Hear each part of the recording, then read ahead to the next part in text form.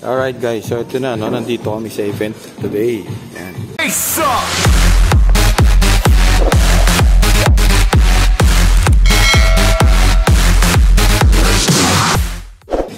may event tayo today. Ito, puri ko. Hindi, patayin na lang muna natin yung bright light. Yan. Okay, so ito na, no? Na-test natin dito sa event natin. Itong wireless transmitter and receiver na HDMI. Yan. So yung receiver natin, ay yung transmitter natin dito natin nilagay, no. Sabi ko sa inyo yung dito yung HDMI, then kailangan natin may USB para mapagana natin ng maayos. So kailangan niyo ng power source through USB. Yan. And then nandun yung receiver natin. Nandun yung projector natin. So dito yung projector screen. So around siguro mga 7 to 8 meters ang layo. Yan. From transmitter to receiver. So almost 8 meters ang haba niya, no? So nandito yung transmitter natin. Then check natin dito yung receiver. Yan. So ito yung projector natin, no? HDMI Epson natin. So yung HDMI natin, yan. So connected din siya through HDMI. Tapos kailangan din natin ng power supply dyan, yan. Type C. So meron tayo dong adapter, yan. So sinama na lang natin siya sa strap, no, para safe din siya. So halos ganun lang yung niya, yung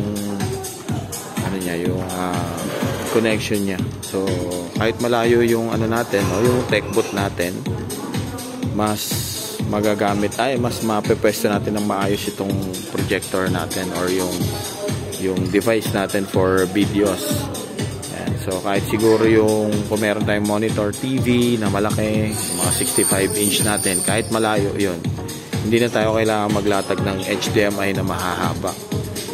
So tatry natin to next time sa natin, sa mga malalayo, lalo na sa open space.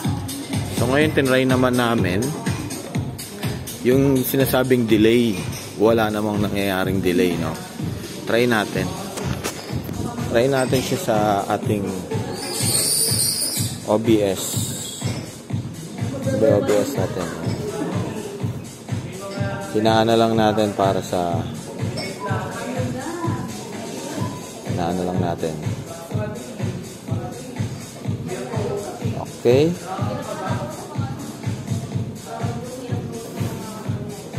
Ay ma'am, sorry ikaw ang natin na sample.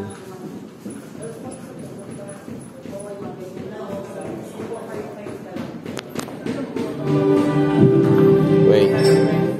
Saan ba yung nagsasalita?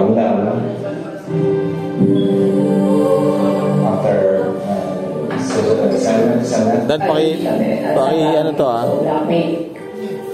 paki-play yan doon pagdating sa natin.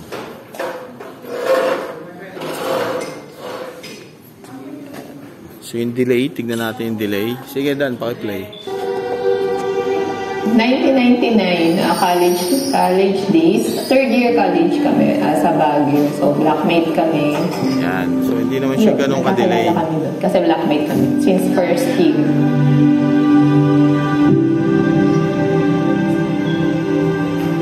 Check natin yung delay. After susunod semester, nagkakakitaan pa rin. Susunod na year, and then eventually naglakas loob ako na paramdam at nagpahiwatig sa kanya.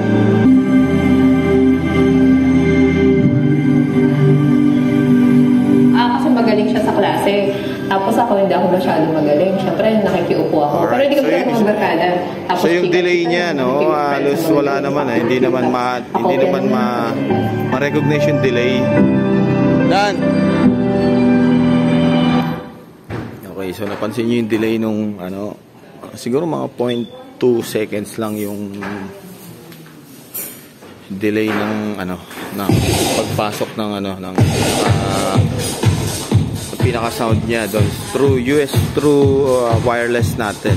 So yung delay niya hindi naman ganun ka-issue, no? So maganda yung transmitter natin na to, tsaka receiver na wireless HDMI.